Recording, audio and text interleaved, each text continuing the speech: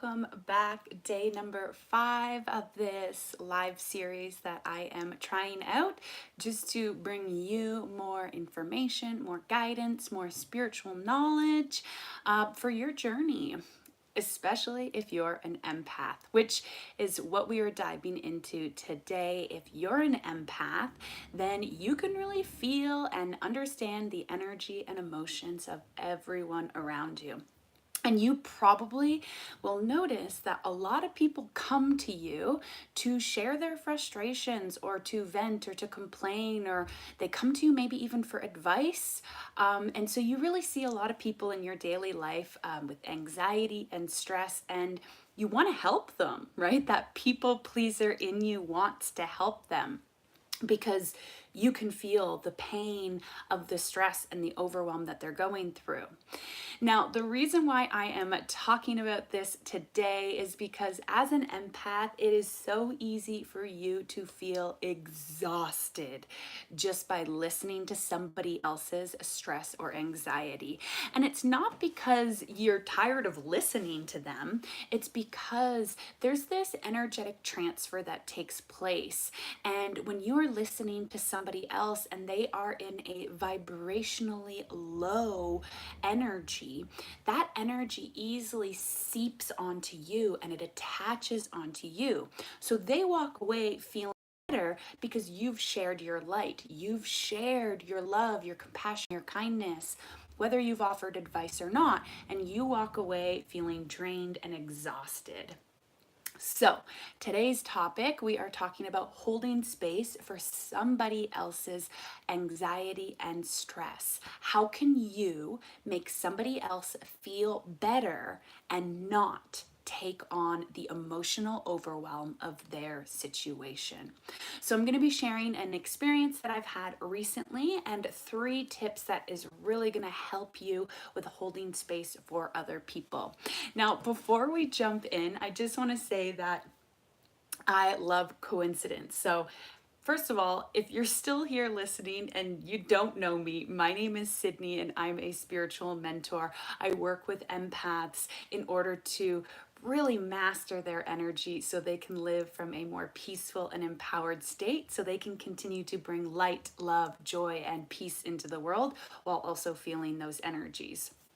Now, the reason why I'm kind of giggling to myself is because today I hopped on live with a friend on Instagram, an app that I'm not normally on at all, but she asked if I would go live with her, and so we went live, and I talked about holding space, and she asked me to share kind of how, right? It's a concept. Holding space is this concept. So like how can people actually integrate that concept into their life? And I wasn't even thinking about how I had this live today talking about holding space. So the synchronicities of the universe is just really showing me like, yes, this is a topic that needs to be discussed. So let's dive in.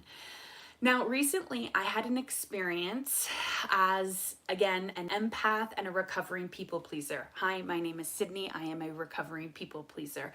I spent the majority of my life focused on everybody else, on what they needed to feel happiness and peace and to work towards their dreams. And how that affected me is I felt a lot of self-judgment. I felt a lot of self-doubt, self-criticism, and insecurities.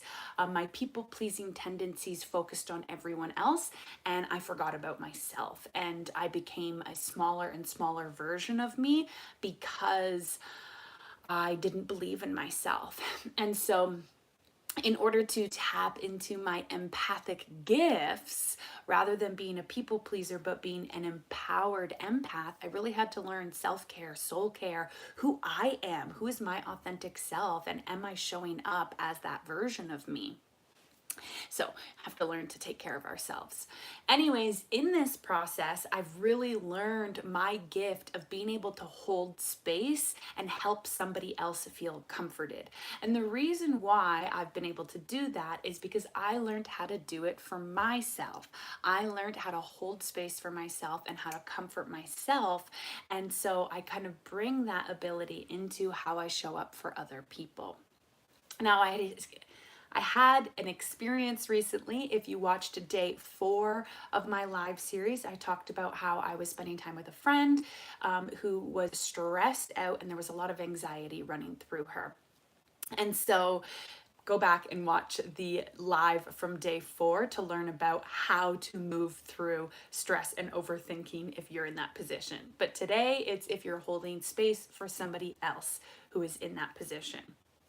Now, early on in my journey, I would spend time with friends or clients or family members, and I would really take on their energetic state and I would feel the emotions. If they were stressed out, I would really feel that, and I would feel so much pain for them. And I would work my butt off to try and get them to be happy. But that's actually not how you hold space for somebody. And that's actually not how you support somebody and comfort somebody when they are stressed out or moving through anxiety. So this is what I was reminded of with my experience recently with my friend, these 3 tips on how to properly hold space for somebody else. Number 1, other people, and this includes yourself, but other people actually only want to feel seen and heard in their stress and anxiety. They want to feel comforted and safe. Now, that is at a deep psychological level. Somebody might not actually say to you, I want you to see me and hear me in my stress. But on a psychological level, when somebody is stressed out and when somebody is anxious, the energetic vibration, the state that they are in, they don't feel safe, right? When you're stressed, you actually, your body, your mind, everything about your psyche doesn't feel safe. Stress teaches us that we are not safe. Anxiety teaches us that we are not safe. So it is all rooted in fear, right? And so when we are in that stressed out state or that anxious state, the subconscious mind is literally screaming, I'm not safe, I'm not safe, I'm not safe. And that's why we continue to overthink, because we're trying to find solutions in order to get to that space where we feel safe. But that's not what we're here for. Right? You, as the empath, holding space for somebody else, you're not here to give them solutions. And I'll talk about that in tip number 2. But tip number 1, holding space for somebody while they share what is weighing on them is only about making them feel safe in that moment. So your job as an empath, I don't want to say your job, but if you want to hold space for people in their stress and in their anxiety, and you want to try and help them to feel some semblance of relief, your job in holding space is only about making them feel safe in that moment. That's it. And I think that perspective is really what helped me shift from that people pleaser mindset to that empowered empath mindset. Because the people pleaser in me said, I want to try and fix everything. I want to try and get them to joy. I want to try and get them to laugh. I want to try and get them to peace. But that's actually not the goal. When somebody is stressed out and when somebody is anxious, the only goal is to get them into a space where they feel safe. Because the moment that they feel safe, they feel that relief. And then they can make decisions and choices from an aligned state, right? When you are so stressed out and your subconscious mind is telling you, I'm not safe, I'm not safe, I'm not safe, and you're so anxious and you're feeling not safe in that moment, anybody can give you an answer, a solution, or a piece of advice, and it's not going to help you. Because that answer, that piece of advice, that solution, it's not actually changing your energetic vibration. It's not changing the state of being that you are in, which is feeling unsafe. So when you're holding space for someone, your only job is to comfort them and nurture them and help make them feel safe in that moment. Okay, so that's kind of the first thing for you in holding space for other people. The second thing, I touched on this very briefly, it's not about the advice you give to solve their problem. That's not what holding space is. We're not here to give advice on how to solve someone's problem. They're not in the right state to receive that advice anyways. right? So old me, the people pleaser version of me, I felt very insecure and I felt a lot of self-doubt and even imposter syndrome after giving someone advice. So let's say I had a situation with a client and they were stressed out or they were anxious, and the old way that I showed up in that energy is I would offer advice and I would offer solutions because I'm trying to help them to feel better. And then I'd walk away from that situation, and the entire time in my head I would go, was it the right advice? Did I tell them the right solution? Are they actually going to be able to create that change? Like, am I actually helping them? And I questioned everything that I offered that person because I wasn't actually offering that person what they needed, right? So it's not about whether or not you're giving the right advice. It's not about whether or not you're fixing that person's problem. And it's not about whether or not you're actually helping that person to solve everything in their life, right? It's not about the advice and it's not about the solutions. So I, in the past, was so focused on giving the right advice that I was actually missing the point. And you might be experiencing this as you hold space for the people that you love in your life as well, right? The people pleaser way is to give advice so there won't be a problem. But the empath way is to offer compassion in the moment so they can shift their energetic state of being right now. Because in life, there's always going to be problems. There's always going to be new challenges that pop up. So if we're constantly just trying to give someone advice or a solution to solve their current problem, what are they going to do when the next problem comes up? They're going to come back and look for that advice. And they're not trusting their own inner authority. You're not here to give everyone advice. You're not here to solve everyone's problem. As an empath, you're here to offer compassion in that moment, which will allow them to shift the energetic state of being that they are in, right? And so holding space is offering compassion. Holding space is making someone feel safe in that moment. It's not about solving a problem or offering advice. Okay, so the third tip that I have for you is about transmuting energy. And this is really what it comes down to. Because now we understand that we're here to help make that person feel safe, and we're here to offer compassion, not advice. These two things tie into transmuting the energy. And this is what you're here for as an empath. And this is something that you can do for yourself. If you are holding space for yourself, it's about making yourself feel safe and offering compassion for yourself. And in that, you are transmuting the energy.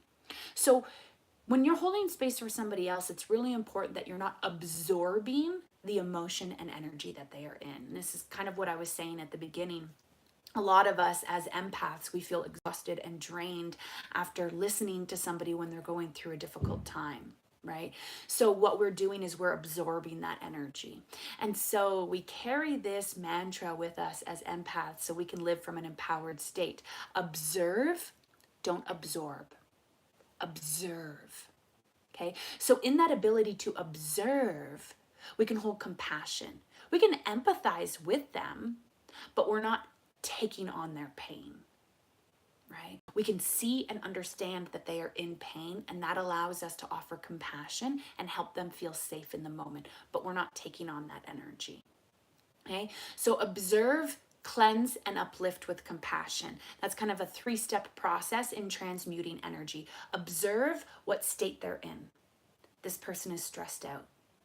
Cleanse the energy, right? Ask them, like, how do you feel right now? And let them feel through that energy and cleanse it out. And for you listening, it's really important that you kind of see their release and you see that energy go down into the floor, into the earth to be cleansed. And you yourself, you almost, as you breathe, you're kind of reciting to yourself, okay, I cleanse this energy. I cleanse the energy, right? And then you uplift with compassion. And you can say to them, I know that this is really hard. I know that this is really challenging for you. I'm here supporting you. I'm supporting you in any way that I can. Right? When someone is stressed or anxious, all they need is to feel relief in the moment. And relief doesn't come from gaining the answers. The answers come after they've shifted their vibrational state into relief, right? On an energetic level, solutions, clarity, answers, they're at a much higher frequency energetically, right? A much higher vibration. Whereas stress, anxiousness, it's a much lower vibration. It's a heavy, denser vibration. And so, in order to get from the heavy, denser vibration into the lighter, higher vibration, you have to shift your energy into this state of relief first. And relief only comes through the release, through the cleanse. And that is being able to feel our emotional state, to release our emotional state, right? So relief comes from acknowledging what was weighing on you and feeling safe in being able to let go of it. Hey, I don't know why, but as humans, we grip onto our stress and anxiety. We say, this is what's stressing me out. This is what's making me anxious. And then we carry it around, almost like it's a badge of honor. Like on a subconscious level, we feel pride for the amount of stress we carry, right? Like consciously, we're like, I don't want to be stressed out. But for some reason, on a subconscious level, we like attach onto it. And we think that like we're worthy because of the amount of stress that we carry or the amount of stress that we can handle. Right? And so we're kind of changing the script. We're changing the script by acknowledging I'm stressed out or I'm feeling anxious. Or if you're holding some space for somebody else, you can even say that. It sounds like you're really stressed. It sounds like you're really anxious right now. Do you want to talk and let it all out? Right? We put up these walls to block it, and that really limits us. And so by holding space for somebody else in an uplifting way, you are giving them permission to let go of the stress and anxiety in the moment. So in that, when you are giving somebody that permission to let go of the stress and the anxiety in that moment, make sure that you aren't picking it up and carrying it with you, right? So after you've held space for somebody, if you walk away and you find yourself throughout the day thinking about their stress, thinking about their situation, you've picked up their stress and you've chosen to carry it. It's not yours to carry. It wasn't even theirs to carry. You gave them permission to let go of it. So you have to let go of it too, right?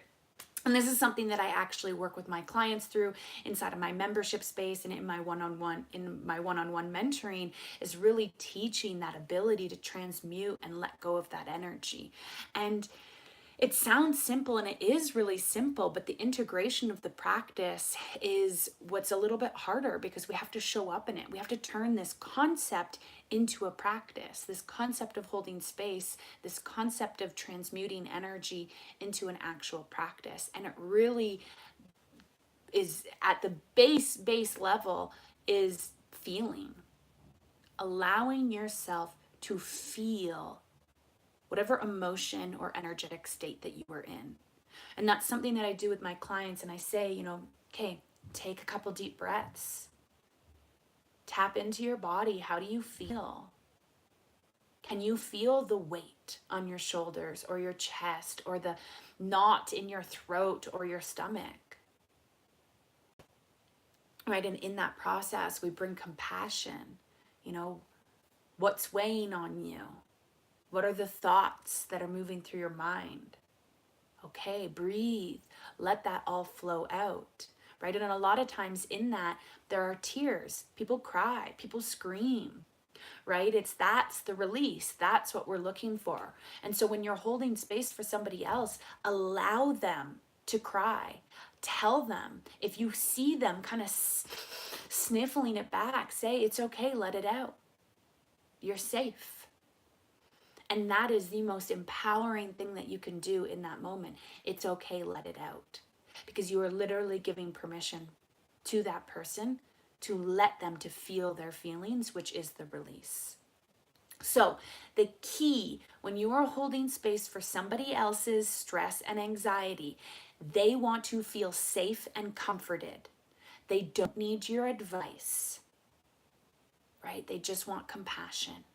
And you are helping them transmute the energy so they can find a bit of relief in that moment. Those are the three things that are happening when you hold space. They want to feel safe and comforted. Say those words. You're safe. I'm here. I'm here supporting you. Let it all out. Right? Don't be focused on needing to find answers for their problem. Don't be focused on needing to find solutions or needing to give advice. That's not what they need in that moment, right? You are helping them to transmute that heavy, stressful, anxious energy into relief. And in that space of relief, you both can maybe have a hug, feel that love transfer, feel that support transfer. And then everything goes up from there. So I really hope that that resonates with you and that you're able to take something away from that. If you have any questions, drop them below. If you're an empath and you find yourself feeling exhausted and drained all the time and you want to live an empowered, peaceful life, then follow along. I'm always sharing more information, more wisdom on the spiritual empath, how to live in an empowered and peaceful way. You can check out my links in the description. Definitely join my email community because that is where you will never miss out anything that I'm offering or sharing. Okay, sending you so much love. Tomorrow morning, I'm going to be back for another live talking all about the solar eclipse and the new moon in Aries. So I will see you then. Bye for now.